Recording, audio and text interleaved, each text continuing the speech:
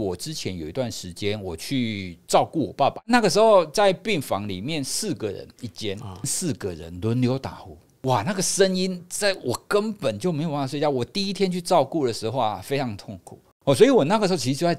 找看看有没有可以让我戴着睡觉的耳机。所以这一次这个睡眠耳机出现的时候，我说对，它真的是根据我们的需求来设计的。第一个，它帮我们降噪嘛；第二个，它也会有一些助眠的音乐；第三个，它可以帮我们把鼾声稍微盖掉嘛。特别是像我这种浅眠的人，我觉得它是一个很适合我们使用的一个产品。这也是另外一个睡眠要提醒的地方，是睡觉本来就会翻来翻去，